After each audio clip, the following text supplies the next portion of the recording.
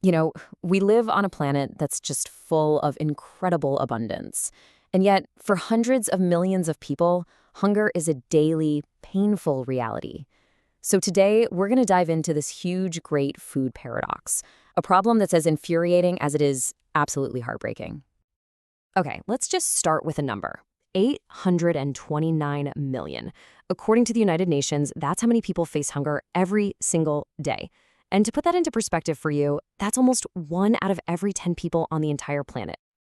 Okay, but here's where things get, well, completely paradoxical. Right now, our planet produces enough food to feed 10 billion people. And with a global population under 8 billion, that means there is more than enough to go around, with mountains of it to spare. So what on earth is going wrong? And that, right there, is the central question we're going to tackle in this explainer. I mean, if we know that scarcity isn't the problem, but hundreds of millions of people are still starving, what is the real problem? Okay, so let's really get into it. The first piece of this puzzle, it's not actually about how much food we make. It's about how we think about it. The issue lies in a global food system that seems almost like it was designed this way, to be built for waste. And it all kicks off with this really simple but incredibly powerful idea. We treat food as a commodity. What does that mean? It means its main value isn't about, feeding people. It's about making a profit. An apple isn't just for eating. It's an asset to be bought and sold.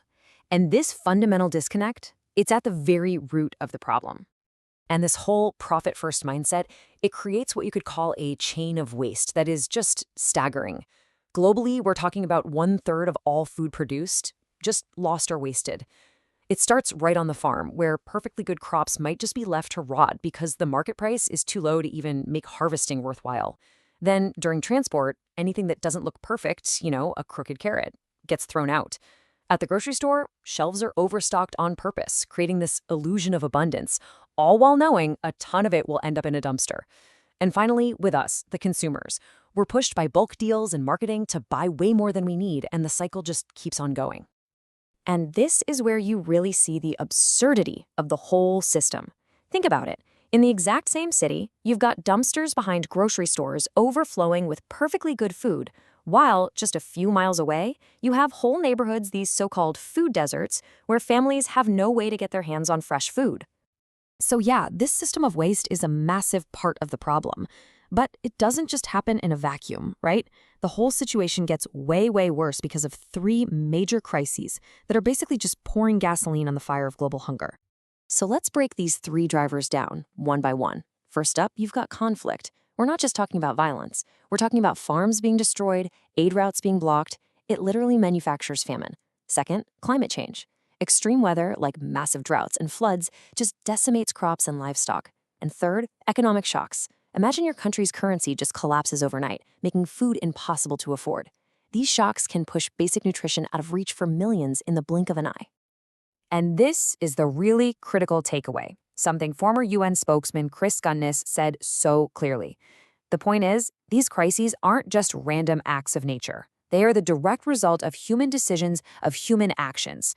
And look, if they're man-made, well, that means they can be man-solved too. So, okay, if these problems are in fact man-made, what are the solutions? What can we do about it? Well, from what we're seeing, they seem to fall into two big camps. One is all about logistics and technology, and the other is about political will. So the first camp, they argue that, like Como Ahmad puts it, this isn't a scarcity problem at all. It's a logistics problem. The thinking here is pretty straightforward. We have the food.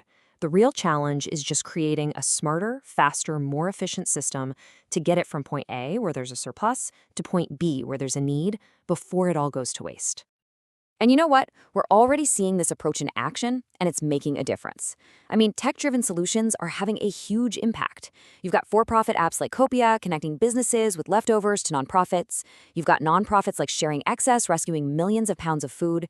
And then on a global scale, you have the World Food Program using a super high-tech data platform to make sure aid gets delivered as efficiently as possible, even in the toughest places on Earth. So this tech-first approach is obviously powerful. It's doing a lot of good. But it also makes you ask a really important question, right? Is a better app or a more efficient supply chain, is that really enough to solve the whole problem? And that, of course, brings us to the second camp. The argument from this side is that, yeah, logistics are important, but no app in the world can stop a war. No app can reverse climate change or fix a completely broken global trade system. From this point of view, hunger isn't some technical glitch we can patch with code. It's a political choice. And so that leaves us with one final, really provocative question. And it gets right to the heart of this whole paradox. Is world hunger just a failure of our systems? A failure of logistics, of markets, of politics? Or is it a symptom of something, I don't know, deeper? A failure of our shared humanity? A failure to prioritize the well-being of everyone? And that's the big question we're all left to grapple with.